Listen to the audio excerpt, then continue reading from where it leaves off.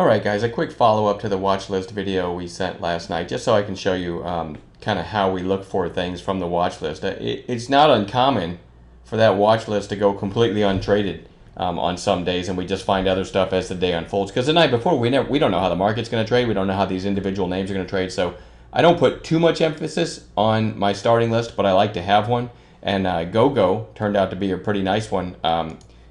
It looked just like this. This was the opening 5-minute high.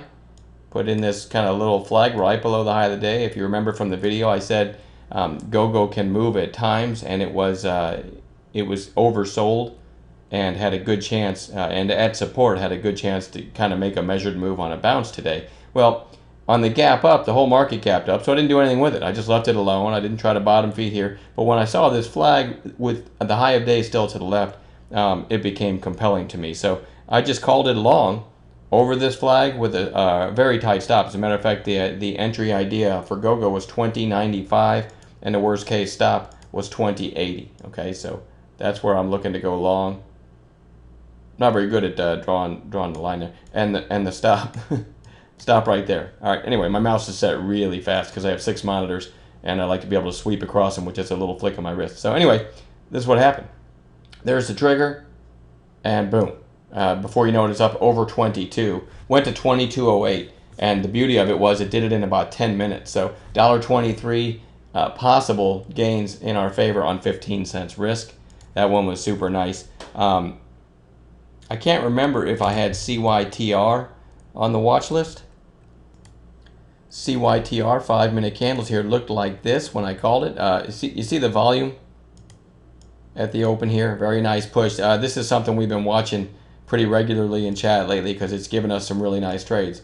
You had this really tight little flag pattern here. I called it literally over this 5-minute candle right there. My idea is 767. You can see the early high right there, and the daily looked really good too. I'll show you that in just a second. So 767, stop at 760. There's the trigger, break the flag. Next thing you know, basis for a little bit, and then we're through the high of the day. And a really big move here, as a matter of fact. And a lot of our guys were selling right up here over 8 because we teach people to sell into shape.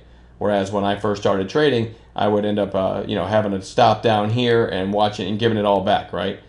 So we sell into shape. It's a great, you don't sell it all, but always sell some into shape. When I say shape, I mean when you get shape in your favor like that. You can see the shape there. Anyway, 7 cents risk, and it went to 8.35. So a 68-cent move on an $8 stock. Very, very nice. Looking at my list here. Lionsgate, LGF. This wasn't a big trade, but I did call it. I said over 32, this one looked good. Well, it popped through 32 early. I don't like trading in the first 10 minutes. Then it kind of flags into the 8-period moving average 5-minute candles. And I just called it long over this area, LGF, 32.16 with a 31.95 stop. It triggered somewhere right in there. And we did end up getting through the high of the day. It went from 32.16 to 32.50. Plenty of time to put money in your pocket. Wasn't certainly my biggest trade of the day. A couple of those other ones were. And then just to show you one more trade from today, to give you an idea of something we look for, DVN.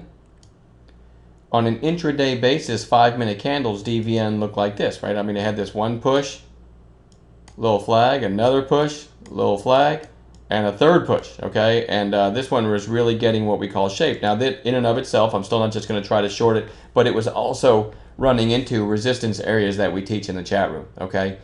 So this was very compelling, and I called it short simply below this 5-minute candle, 60.37 with a high of day stop, which was only 14 cents above. And look at that. That was the high of the day, and it fell to 59.50, so 87-cent move in our favor on 14 cents risk. And I'll quit babbling here. Just wanted to follow up on kind of what we do in the chat and how we handled some of the picks from the watch list last night. Have a good night. We'll talk to you soon.